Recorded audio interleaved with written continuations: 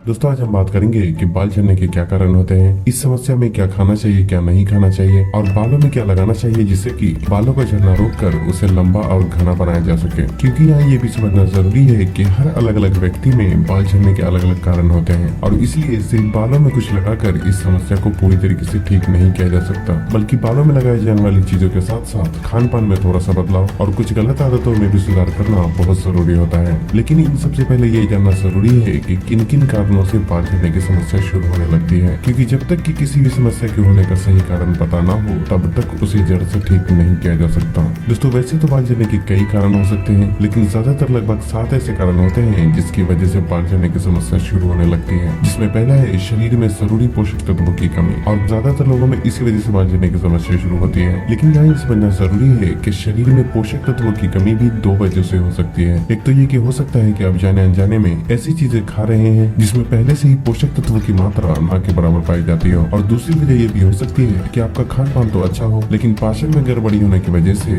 उसका पूरा फायदा आपके शरीर को ना मिल पा रहा हो, क्योंकि हम जो भी खाते हैं वो ठीक से पचने के बाद ही खून में पहुंचता है और फिर खून के जरिए बालों की जड़ों तक पहुंचने के साथ साथ शरीर के दूसरे हिस्से में भी फैल जाता है। इसलिए खाना जितना अच्छे से पचता है उसका फायदा भी शरीर को उतना ही ज्यादा मिल पाता है। दूसरा कारण है बालों की जड़ तक ब्लड का सर्कुलेशन ठीक से ना होना, और ऐसा इसलिए क्योंकि खाए गए खाने में मौजूद न्यूट्रिएंट और सांसों के द्वारा लिए गए ऑक्सीजन खून के जरिए ही बालों की जड़ तक पहुंचते हैं, और जब खून का दौरान धीमा होता है तो ऑक्सीजन और दूसरे जरूरी न्यूट्रिएंट बालों की जड़ों तक ठीक तरीके से नहीं पहुंच पाते हैं, और अक्सर ही इस वजह से भी बाल कमजोर होकर झड़ने लगते हैं। तीसरा कारण है alopecia, PCOD, scalp infection, sir में खुजली, डैंड्रफ और थायराइड जैसी बीमारी भी बाल झड़ने का मुख्य कारण होते हैं, और साथ ही पीरियड्स और प्रेगनेंसी के बाद ज्यादा ब्लड लॉस होने की वजह से भी बाल झड़ने की समस्या शुरू होने लगती है। हालांकि इस तरीके की प्रॉब्लम की वजह से होने वाली हेयर फॉल की समस्या के लिए अलग से ही वीडियो बनाने की जरूरत है, जिसमें डैंड्रफ की प्रॉब्लम के लिए हमारे चैनल पे पहले से ही वीडियो मौजूद है, जिसे आप चाहे तो देख सकते हैं। बाल झड़ने का चौथा कारण है कुछ दवाइयों का साइड इफेक्ट, जैसे कि हाई ब्लड प्रेशर, अर्थराइटिस,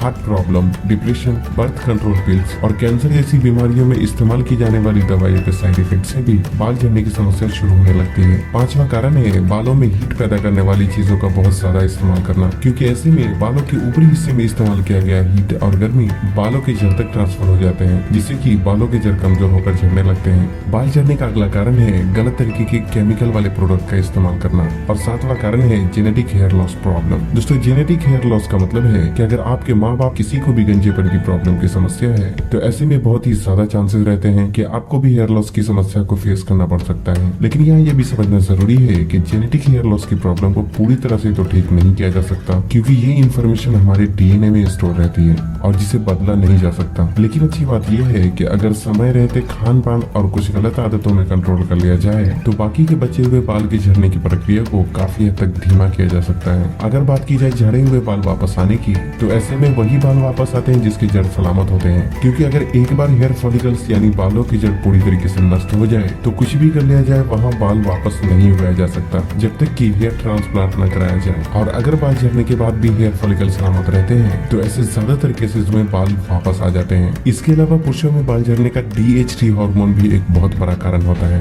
खैर कारण कोई भी हो, अगर आप इस वीडियो में बताई गई बातों को फॉलो करते हैं तो इंशाल्लाह आपको बालों की समस्या में काफी सुधार देखने को मिलेगा। ये तो हमने जाना कि बाल झड़ने के कौन कौन से कारण हो सकते हैं। अब हम बात करते हैं कि बालों का झड़ना रोकने और उसे लंबा और घना बनाने के लिए क्या खाना चाहिए क्या नहीं खाना चाहिए, और साथ ही बालों में कौन से शैम्पू, तेल और घरेलू नुस्खे का इस्तेमाल करना चाहिए। पहले बात करते हैं खाने के बारे में, जिसमें protein, vitamin A, C, D और E, बायोटिन यानी vitamin B7, iron, omega 3 fatty acid, selenium, vitamin B12, zinc और फोलिक एसिड जैसे न्यूट्रिएंट बालों की मजबूती और उसके अच्छे ग्रोथ के लिए बहुत जरूरी होते हैं। इसलिए इन सभी पोषक तत्वों की कमी को हर हाल में अपने दिन भर के खाने के जरिए पूरा करना चाहिए, जिसमें सुबह कुछ भी खाने से पहले बादाम, चिया सीड, नींबू और पंपकिन सीड यानी कद्दू के बीज का आपको इस्तेमाल करना है। इन चीजों को इस्तेमाल करने के लिए रात में ही 4 से 5 बादाम, 1 छोटा चम्मच कद्दू के बीज और 1 छोटा चम्मच चिया सीड पानी में अलग अलग डालकर फूलने के लिए छोड़ दें। उसके बाद सुबह उठकर सबसे पहले 1 गिलास पानी का सेवन करें और फिर आधे घंटे के बाद बादाम और कद्दू के बीज को पानी से निकालकर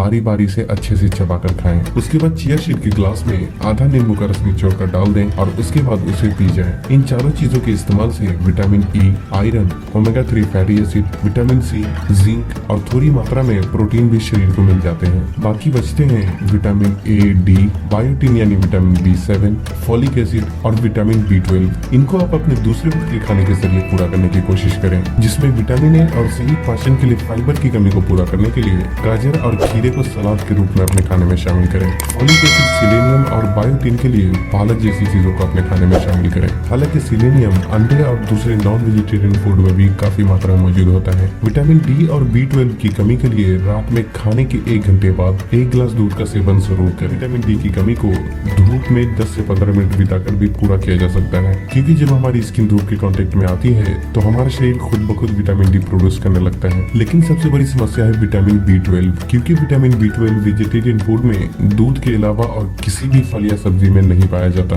हालांकि नॉन वेजिटेरियन लगभग हर खाने में विटामिन B12 कुछ न कुछ मात्रा में पाया जाता है। इसलिए अगर आप वेजिटेरियन हैं तो दूध को अपने खाने में जरूर शामिल करें। इसके अलावा प्रोटीन, क्योंकि एक मैक्रोन्यूट्रिएंट होता है, इसलिए इसकी हमारे शरीर को ज्यादा मात्रा में जरूरत पड़ती है। और यही वजह है कि दूध, पनीर, अंडा, मछली, सोयाबीन, दाल, चना, सोया चंक, मीट और चिकन जैसी चीजों को आप बारी बारी से हफ्ते में अपने खाने में शामिल जरूर करें, ताकि प्रोटीन की कमी को भी पूरा किया जा सके। हालांकि इनमें से किस खाने में सबसे अच्छा और सबसे ज्यादा प्रोटीन होता है, उस बारे में भी इंशाल्लाह अलग से ही वीडियो आ सकती है। साथ ही बालों की अच्छी सेहत के लिए बॉडी को हाइड्रेटेड रखना भी बहुत जरूरी होता है। इसलिए दिन भर में 7 से 8 गिलास पानी पीने का ख्याल रखने के साथ साथ बाहर के खाने को कुछ दिनों के लिए बंद कर दें और घर के खाने पर ज्यादा फोकस करें। अगर आप ऊपर बताई गई चीजों को अपने खाने में शामिल करते हैं तो सिर्फ बाल ही नहीं बल्कि दिल, दिमाग, त्वचा, पाचन, हड्डी और शरीर की कई दूसरी समस्याओं में भी काफी हद तक सुधार आता है। लेकिन इतनी सारी अच्छी चीजें खाने के बावजूद इसका सही फायदा शरीर को तब तक नहीं मिल पाता जब तक कि ब्लड का सर्कुलेशन ठीक ना हो,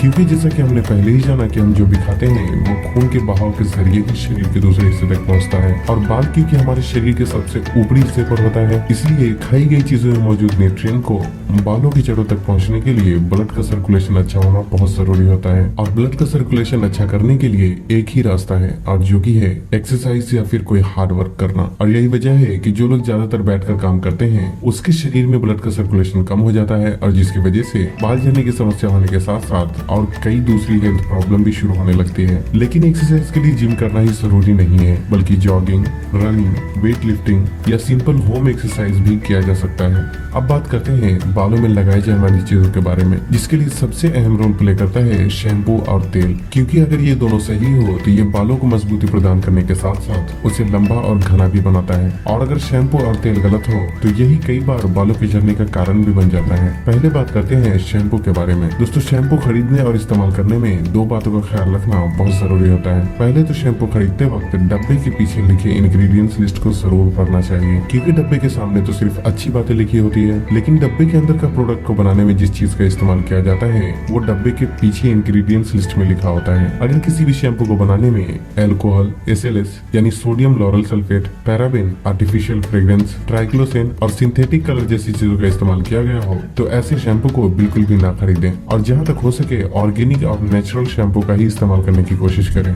इस तरह के ऑर्गेनिक शैम्पू आप ऑनलाइन भी आसानी से खरीद सकते हैं, और इसके लिए खादी नेचुरल हब का आंवला भृंगराज शैम्पू एक बेहतर ऑप्शन हो सकता है। मैं इसके बारे में आपको इसलिए बता रहा हूँ क्योंकि इसे मैंने खुद इस्तेमाल किया है, लेकिन ये जरूरी बिल्कुल भी नहीं है कि आपको भी इसी का इस्तेमाल करना है। अगर आपको इसके अलावा किसी दूसरी कंपनी का भी केमिकल फ्री शैम्पू मिलता है तो आप उसका भी इस्तेमाल कर सकते हैं। लेकिन कई बार शैम्पू सही होने के बावजूद उसके इस्तेमाल में की गई गलतियों की वजह से बाल झड़ने की समस्या शुरू होने लगती है, और इसलिए शैम्पू कब, कैसे और हफ्ते में कितनी बार इस्तेमाल करना चाहिए उस बात का भी पता होना बहुत जरूरी होता है। यहाँ समझने वाली बात यह है कि शैम्पू बालों की गहराई से सफाई करने का काम करता है, और इसलिए हर रोज इसका इस्तेमाल करना बिल्कुल भी जरूरी नहीं होता, बल्कि शैम्पू का इस्तेमाल आपको तभी करना चाहिए जब आपको लगे कि सर को ज्यादा अच्छे से साफ करने की जरूरत है, चाहे वो डेली हो या फिर हफ्ते में 1 से 2 बार। जब भी आपको जरूरत हो तभी शैम्पू का इस्तेमाल करें, नहीं तो बाल धोने के लिए सिर्फ सादे पानी का इस्तेमाल करना चाहिए, क्योंकि जरूरत से ज्यादा शैम्पू का इस्तेमाल करने से भी सर की ऊपरी त्वचा ड्राई हो जाती है और बाद में ये भी बाल झड़ने का कारण बन जाता है। अब बात करते हैं तेल के बारे में। दोस्तों, बालों में लगाई जाने वाली सभी चीजों में सिर्फ तेल ही एक ऐसी चीज होती है जो कि सबसे बेहतर तरीके से बालों की जड़ों तक पहुंचता है। इसलिए अगर तेल सही हो तो ये बालों की जड़ को मजबूत करता है, लेकिन अगर आप जाने अनजाने में गलत तरीके के तेल का इस्तेमाल करते हैं तो ये बालों को काफी हद तक नुकसान भी पहुंचा सकता है। और इसलिए सर में इस्तेमाल किए जाने वाले तेल का बहुत ही सोच समझ कर ही चुनाव करना चाहिए। बालों की थोड़ी बहुत प्रॉब्लम को एड्रेस करने के लिए प्योर नारियल तेल, सरसों तेल या फिर प्योर बादाम का तेल भी लगाना काफी हो जाता है। लेकिन अगर आपके बाल बहुत ज्यादा झड़ते हैं या आप बालों की ग्रोथ को बढ़ाकर उसे जल्दी लंबा और घना करना चाहते हैं तो इसके लिए आपको ऐसे तेल का इस्तेमाल करना चाहिए जिसे बनाने में कई तरीके के अलग अलग तेलों का इस्तेमाल किया गया हो, जैसे कि आंवला, भृंगराज, ब्राह्मी, अरंडी का तेल, जोजोबा, टीटरी, नीम और प्याज के रस जैसी चीजों को मिलाकर बनाया गया हो। खासकर प्याज के रस में सल्फर होने की वजह से ये बाल को तेजी से लंबा और घना करने में बहुत मदद करता है। इस तरह के तेल आप किसी भी कंपनी का इस्तेमाल कर सकते हैं, लेकिन यहाँ भी इस बात का ख्याल रखना जरूरी है कि आजकल मार्केट में आंवला और भृंगराज के नाम पर मिलने वाले तेल में ज्यादातर मिनरल ऑयल और कई तरीके के हार्श केमिकल मिले होते हैं। इसलिए आप जिस भी कंपनी का तेल खरीदें उसके डब्बे के पीछे लिखे इंग्रेडिएंट्स लिस्ट को जरूर पढ़ लें, और अगर उसमें सिलिकॉन, लाइट लिक्विड पैराफिन यानी mineral oil, SLS, paraben, alcohol और ट्राइक्लोसिन जैसे केमिकल का इस्तेमाल किया गया हो तो ऐसे तेल बिल्कुल भी ना खरीदें। और अगर आप पहले से ही किसी तेल का इस्तेमाल करते हैं तो उसके भी इंग्रेडिएंट्स लिस्ट को एक बार जरूर चेक कर लें कि कहीं उसमें भी इस तरीके के किसी केमिकल का इस्तेमाल तो नहीं किया गया है। Khadi global, red onion oil, Tricon और मामा अर्थ कुछ ऐसी कंपनी के नाम है जिसके तेल काफी हद तक केमिकल फ्री होते हैं, और आप चाहें तो इनमें से जो भी आपको पसंद हो उसका इस्तेमाल कर सकते हैं। आपकी आसानी के लिए मैं कोशिश करूंगा कि इसकी लिंक भी डिस्क्रिप्शन में डाल दूं, लेकिन कई बार अच्छे तेल का भी गलत तरीके से इस्तेमाल करने से फायदे के बजाय नुकसान का सामना करना पड़ जाता है, और इसलिए ये भी जानना जरूरी है कि सर में तेल कब, कैसे और हफ्ते में कितनी बार लगाना चाहिए। दोस्तों, बालों में तेल लगाने का सबसे सही तरीका ये है कि रात में बालों में तेल लगाकर 4 से 5 मिनट तक अपनी उंगली की मदद से मसाज करें ताकि तेल बालों की जड़ों तक पहुंच जाए। उसके बाद तेल बालों में पूरी रात लगा छोड़ दें, फिर सुबह उठकर धोकर साफ कर लें। और अगर आप किसी वजह से ऐसा नहीं कर सकते तो आप नहाने से 1-2 घंटे पहले भी बालों में तेल लगा सकते हैं और फिर नहाते वक्त उसे धोकर साफ कर लें। लेकिन यहाँ इस बात का ख्याल रखना जरूरी है कि गीले बालों में तेल लगाना या फिर दिन के समय बालों में बहुत ज्यादा देर तक या फिर पूरे दिन बालों में तेल लगाकर बिल्कुल भी नहीं छोड़ना चाहिए, क्योंकि ऐसा करने से बालों में लगा तेल धूल मिट्टी को अपनी तरफ खींचता है, जिससे डैंड्रफ और बाल झड़ने की समस्या भी शुरू होने लगती है। साथ ही अगर आपके बाल नॉर्मल है तो हफ्ते में 1 बार भी बालों में तेल लगाना काफी हो जाता है, लेकिन अगर आपके बाल बहुत ज्यादा रूखे सूखे रहते हैं तो हफ्ते में बालों में 2 से 3 बार भी तेल लगाया जा सकता है। अब हम बात करते हैं घरेलू नुस्खे के बारे में, जो कि बालों को मजबूत बनाने और उसकी ग्रोथ को इम्प्रूव करने के लिए काफी हद तक मदद करता है। नुस्खा बनाने के लिए आपको जरूरत होगी मेथी दाना, हिबिस्कस फ्लावर यानी गुड़हल का फूल, कड़ी पत्ता और कच्चे नारियल की। सबसे पहले 2 चम्मच मेथी दाना थोड़े से पानी में डालकर पूरी रात फूलने के लिए छोड़ दें, और फिर सुबह उठकर 7 से 8 कड़ी पत्ता और 4 से 5 गुड़हल के फूल, 1/4 कप कच्चे नारियल और रात भर भिगाए गए मेथी दाने, इन सभी को थोड़े से पानी के साथ मिक्सर में अच्छी तरह पीस कर उसे कॉटन के कपड़े में डालकर उसका जूस निकाल लें। फिर उस जूस को अपनी उंगली की मदद से बालों की जड़ में लगाकर 2 से 3 मिनट तक हल्के हल्के मसाज करें और फिर 10 से 15 मिनट यूं ही लगा छोड़ दें, और जब 10 से 15 मिनट हो जाए तो उसे धोकर साफ कर लें। इसका इस्तेमाल हफ्ते में 1 से 2 बार किया जा सकता है। इसके अलावा ये भी ध्यान रखना जरूरी है कि धूम्रपान, शराब, नींद की कमी और कई तरीके की गलतियां होती है जो कि बालों की समस्या को और भी ज्यादा बढ़ा देती है। और लाई हो तो इसे लाइक और शेयर करके चैनल को सब्सक्राइब करना भी ना भूलें। और तब तक के लिए अपना ख्याल रखें। अल्लाह हाफिज।